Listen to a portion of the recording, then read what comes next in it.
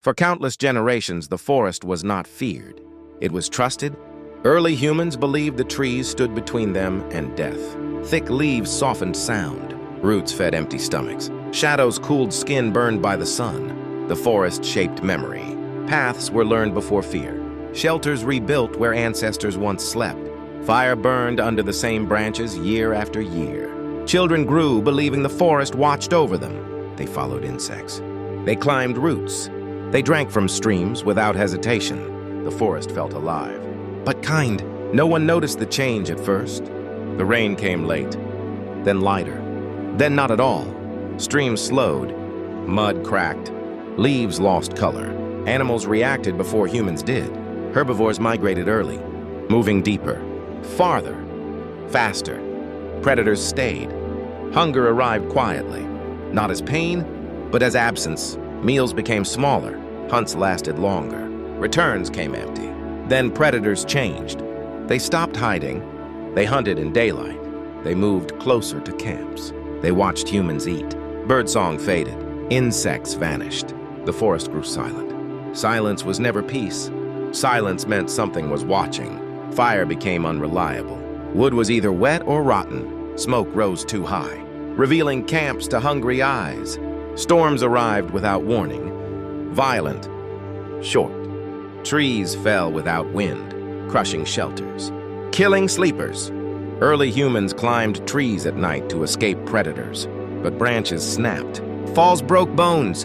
Broken bones meant death. The forest no longer protected, it tested.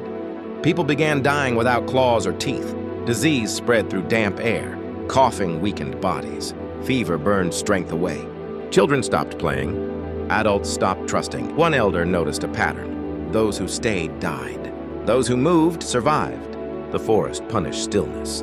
But leaving meant unknown land, open land. No cover, no shade.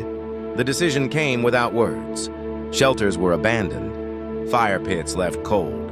Nothing was carried because nothing belonged to them. The first steps into open land felt wrong. Too bright, too wide, too exposed. The sun burned. The wind carried every scent. But danger could be seen, not hidden. Predators approached openly. Weather could be watched. Paths could be chosen. The forest behind them did not follow. It swallowed everything. Shelters collapsed. Footprints faded. Bones disappeared. The forest did not mourn. The humans survived. Because they learned the hardest lesson. Comfort creates blindness. Awareness creates life. That lesson followed humanity everywhere. Into plains, into deserts, into mountains, and it still lives inside us. The humans had left the forest. But the lessons of survival never left them. Each step across open land was a test. Every day demanded observation. Every night demanded vigilance. The children learned quickly, not through words, but through watching. When the wind shifted, when leaves trembled, when shadows moved differently, they mimicked adults. They copied posture. They copied fear. Food became knowledge. Every plant tested first. Every stream tasted with caution. Sometimes testing failed. Sometimes sickness struck. Sometimes the bite of hunger became sharp. They learned to share, but not equally. The strongest hunted. The wisest rationed. The fastest carried messages. The vigilant watched the skies. Predators grew cleverer. They waited near water. They struck at dusk. They targeted mistakes. But humans adapted faster. They learned camouflage. They moved silently. They hunted in teams. They waited longer. They observed deeper. They learned patterns.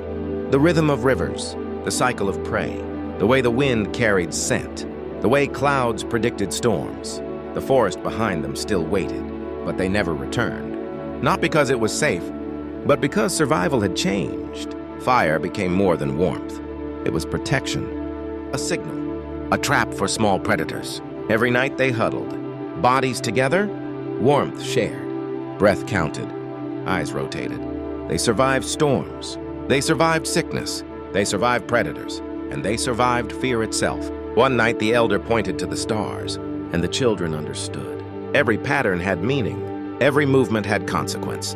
Every choice could save or kill. Life was no longer simple, but survival was possible. The open land had taught them. The forest had tested them. And together, they had learned the most important lesson of all. Awareness, observation, adaptation, not strength, not numbers, not speed. Those would only prolong survival. True survival came from the mind, from the ability to see, to think, to change.